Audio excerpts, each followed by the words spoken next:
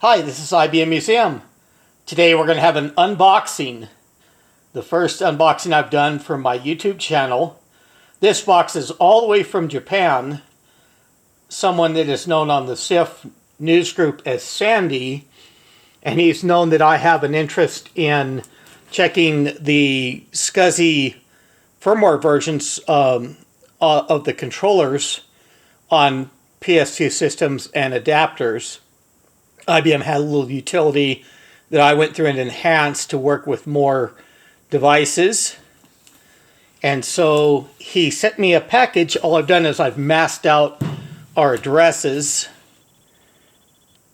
on the box. But otherwise, this will just be a single take of me seeing what Sandy has sent me. And Sandy is a male, by the way. I won't reveal his true name here either. We're just in an age now that with what goes on out there, it's a sad state where people can be harassed for revealing real information online,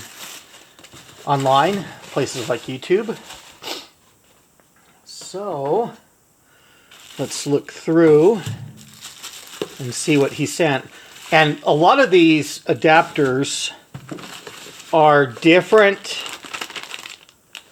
from the US versions. They were on what's called the PS55 series in the Japanese market. And that was the equivalent of the PS2s that were released in the United States and Europe and elsewhere. And he's done a plug kit. I'm not going to open that at this time. That's unrelated to the SCSI cards, although that was the reason for the package being originally sent. And he found a bigger box when he got in communication with me just to go through and send these adapters. And I'll go through and I'll check these adapters a little bit further. These do have the same style internal connector as well as external connector as on the PS2s. What they call the tribble or the SCSI A adapters, and then later enhanced to a model called the Spock that had a cache chips in SIMs that were normally 512 KB of cache, and you could change those out to a somewhat rare module to make it a megabyte of cache. Some of these adapters may be very similar. It looks like that these two are very identical. I knew he was sending me some duplicates of kind of what he had. And he went through and tested these years ago when I developed my utility. I'll provide a link for that and the firmware.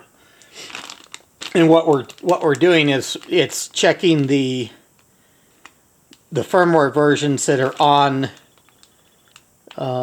these chips. There were normally two chips that were, or a space that was a BIOS extension, most typically in two chips, and then the SCSI controller microcode was on another chip.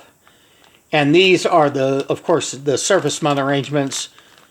The Tribble and Spock had conventional EPROMs on them, 28 pin, and you would change out the ROM extension area for being able to go from the limitation of 1 gigabyte of capacity up to being able to have 4 gigabyte partitions on the SCSI drive. just as the larger disk came out and stuff like that to make your system more capable. And the microcode versions at particular levels, they of course run the controller, the SCSI controller a particular way and can add features on with upgrades. These chips, I'll have to check if they're like a flash capable, later version called the Corvette. And in a lot of cases, the SCSI was integrated on the system planar or motherboard of the PS2s as well. And the later versions of fast wide SCSI was, they called that the Corvette, and there was even, they got into enhanced versions of the Corvette, and then into differential SCSI as well. And those were flash-based chips that could be the firmware could be upgraded. You didn't have to swap out EEPROMs. So it looks like these two are the same, and these two are the same. I get on my glasses so I can look a little closer as well. Let's see. Okay, give a good view of that. And of course that's got a more conventional internal cable adapter for the SCSI drives. And then it's got this these removable terminators for the SCSI bus, the external side. And looks like cache memory there as well. So this one would be a good one to check. And I'll have to look over and provide links to where these boards have been documented by Sandy in the past. And here again, our two of these chips would be probably this one, and this one would be for the ROM BIOS extension to address to the system of what maximum capacity allowed would be for your drives and things like that. And then this is going to probably be the microcode version here. And normally that's what I was doing, is I was figuring out the microcode versions and then linking it for upgrades if people were able to get out EEPROM burners and put the firmware on a chip and upgrade their system if it didn't have flash capabilities. And of course, this is, I didn't mention, this is the microchannel bus. This is ultimately a 32-bit microchannel bus here, and then it has slots, so it would be able to work in a 16-bit slot, microchannel slot as well. Just like almost all these otherwise are 32-bit capable, but they're able to also be run in a 16-bit microchannel system as well. And these are just strange internal cable connectors. At a later point, I'll probably have a cable set and kind of show and of what these are and go through a little bit different. IBM did do a different sort of external connector as well. That was, I think, 60 pins, a little bit more elaborate than the conventional, a whole different cable set. And it looks like these have those terminators, and they're actually, the resistor packs are removed in this instance. In some case, IBM made these software configurable otherwise, and you see the adapter identification here, SCSI A/32, and various part numbers that are listed here. Let's see if these are, that one's identified the same way, of course, since it's a And IBM Japan had, in some cases, the products were a little bit more innovative than what they released in the United States. Had more features and capabilities. There's a removable termination pack there. So these are apparently very identical, with the exception of that termination, whichever one would be slightly newer adapter. And it does look like that these they do have cache for the SCSI controller, just in buffering your drives to the controller for better capabilities. And of course, these are likely bus mastering adapters. And I just see this here, and this may just be, I don't know if this may be cache for the SCSI controller or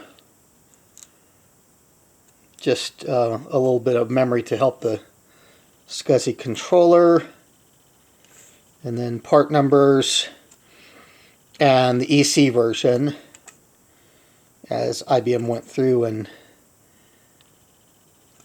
provided updates. That has the same sort of terminating resistor there as the other one.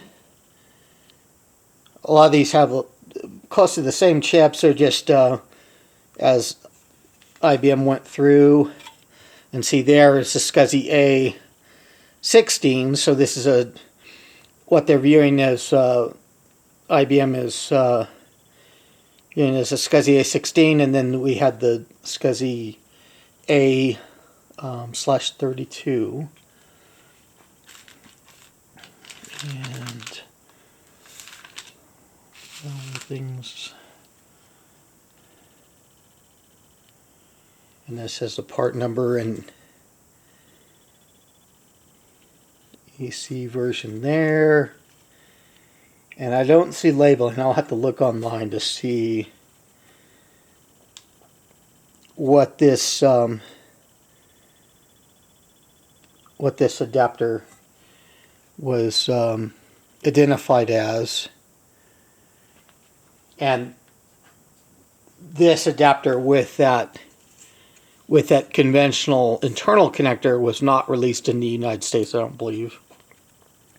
They even had some of these that had hard drives on the SCSI adapter as well.